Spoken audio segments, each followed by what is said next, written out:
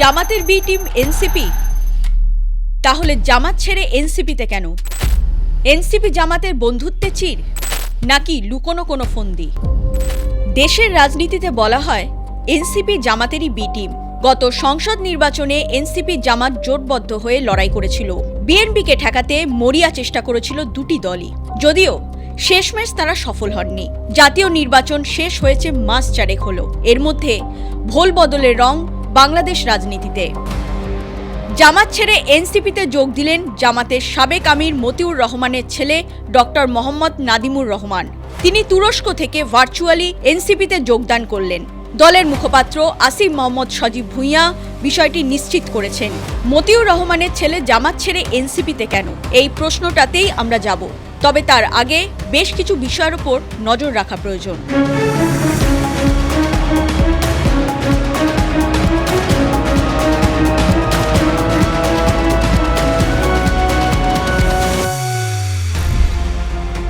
1991 ও 2001 সালে সাংসদ নির্বাচিত হন, মন্ত্রিত্ব সামলেছেন।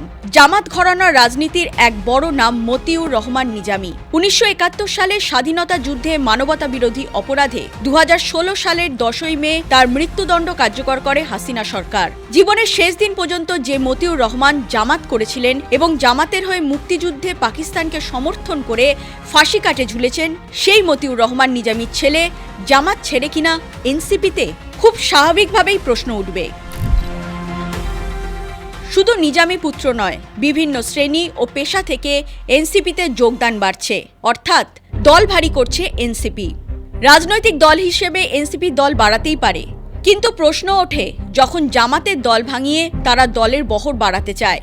যোগদান অনুষ্ঠানে আসিফ মোহাম্মদ সজীব ভুঁইয়া বিএনপির ঘাড়ে বন্দুক রেখেছেন। তার দাবি, বিএনপিতে অসন্তোষ বাড়ছে, নতুন প্রজন্মের মধ্যেও সেই অসন্তোষ ছড়াচ্ছে, অর্থাৎ বিএনপির প্রতি বিরক্ত হয়েই পার্টি কর্মীরা এনসিপিতে ভিড়ছেন। আসিফ, আপনি আপনার মতো করেই যুক্তি সাজিয়েছেন। আসিফ, আমি আপনার কাছে জানতে চাইছি, নাদিম তো বিএনপি করতেন না, জামাতের হাত ধরে আপনারা সংসদে পৌঁছেছেন, আর সেই জামাত থেকে লোক ভাঙাচ্ছেন।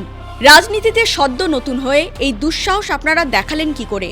তবে কি জামাতের প্রতি দেশের সাধারণ মানুষের ক্ষোভ বাড়ছে, নাকি আপনারা জামাতের গন্ধ গা থেকে ঝেড়ে ফেলার ভান করছেন? এনসিপিতে যোগদানের কারণ হিসেবে নাদিমুর নিজেকে প্রগতিশীল ভাবনা ও সংস্কারপন্থী হিসেবে দাবি করেছেন, অর্থাৎ ঘুরপথে নাদিমুর জামাতের সংস্কার বিরোধী ও কট্টর মনোভাবের দিকেই আঙুল তুলেছেন। আর জামাতের এই নেতাকেই দলে ফেরালো এনসিপি। দলের অন্দরে ক্ষোভ থাকা সত্ত্বেও ভোটের আগে জামাতে ভিড়েছিল এনসিপি। তখন তারা রাজনীতিতে সদ্য নতুন।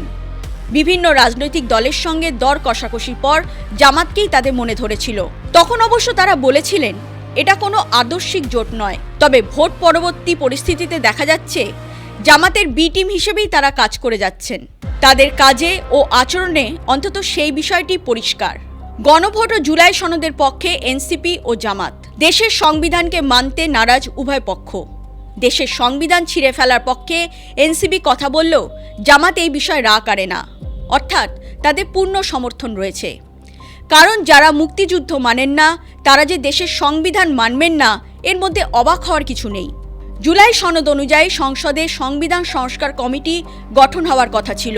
দেশের সংবিধানের প্রতি মান্যতা দেখিয়ে সংবিধান সংস্কার কমিটিতে শপথ নেয়নি বিএনপি। সেই সময় জামাত ও এনসিপি উভয় প্রতিবাদ করেছিল। জামাত ও এনসিপি সংসদের শপথ নেবেন কিনা সেই নিয়ে ধোঁয়াশাও তৈরি হয়েছিল। পরে অবশ্য দুই দলই শপথ নেয়।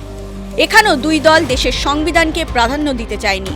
সংসদের অধিবেশনের প্রথম দিনে জাতীয় সঙ্গীত চলার সময় সংসদে বসেছিলেন এনসিপি ও জামাতের নেতারা। দাঁড়িয়ে জাতীয় সঙ্গীতের প্রতি সম্মান জানানোর প্রয়োজনটুকু তারা মনে করেননি। এর পক্ষে এনসিপি সাংসদ হান্নান মাসুদ একটা কেজো যুক্তিও দিয়েছেন, তাতে অবশ্য চিড়ে ভেজেনি। জাতীয় সঙ্গীতের প্রতি এনসিপি ও জামাতের সম্মান না জানানোর অন্যতম কারণ বাংলাদেশের জাতীয় সঙ্গীতের রচয়িতা কবিগুরু রবীন্দ্রনাথ ঠাকুর। রবীন্দ্রনাথের লেখা জাতীয় সঙ্গীত তারা চান না। সোশ্যাল মিডিয়াগুলিতে এই দাবি তুলে অনেকদিন থেকেই সরব জামাত ও এনসিপির কর্মী সমর্থকরা। এনসিপি নতুন বাংলাদেশ গড়ার প্রতিশ্রুতি দিয়েও পূরণ করতে পারেনি, বরং আর্থিকভাবে ফুলে ফেপে উঠেছে এনসিপির প্রথম সারির বেশ কিছু নেতা। এত ন্যায় অন্যায়ের কথা বললেও জামাত মুখ খুলল কই? জুলাই আন্দোলনে পুলিশ হত্যার বিচার গুরুত্বহীন দুই দলের কাছে। আগে জুলাই হত্যার বিচার হবে, তারপর পুলিশ হত্যার বিচার। এনসিপির এই দাবির বিপক্ষে জামাতকে কিন্তু ভিন্ন অবস্থান নিতে দেখা যায়নি। কাজে ও আচরণে এক, তবে জামাত থেকে আলাদা, এমনটা এনসিপি দেখানোর চেষ্টা করছে কেন? জামাতের সার্বিক গ্রহণযোগ্যতা কম। জামাতের প্রথম সারি থেকে তৃণমূল স্তরের নেতারা ভালোই জানেন সেটা। বাংলাদেশের অধিকাংশ মানুষ ইসলাম ভিত্তিক কট্টর এই দলটিকে পছন্দ করেন না। তাই এত বছর বাংলাদেশের রাজনীতিতে থেকেও তারা এককভাবে ক্ষমতায় আসতে পারেননি। গত সংসদ নির্বাচনে এনসিপিকে সঙ্গে নিয়ে বড় জয় পেতে চেয়েছিল শফিকুরের দল, তবে এবারও তারা সফল হননি। আসন বাড়লেও বাংলাদেশের মসনদ অধরা থেকে গেছে জামাতের কাছে। অন্যদিকে তারুণ্যের ঝড় তুলে মাত্র 6টি আসনে সীমাবদ্ধ থেকে যেতে হয় এনসিপিকে। বাংলাদেশে আসন্ন স্থানীয় নির্বাচন, ভোট কাটতেই এই দুটি দলের আলাদা হওয়া প্রয়োজন। এনসিপি যদি প্রতিটি ক্ষেত্রেই জামাতের সঙ্গে পা মিলিয়ে চলতে চায়, তাহলে জামাত ঘরানার ট্যাগ লেগে যাবে এনসিপির গায়ে। ভোট কাটাকাটি রাজনীতিটা আর সম্ভব হবে না। দেশের মানুষ মনে করবেন যেই জামাত সেই এনসিপি, আর এই অঙ্কে এনসিপি নিজেকে জামাত থেকে আলাদা করার চেষ্টা করছে।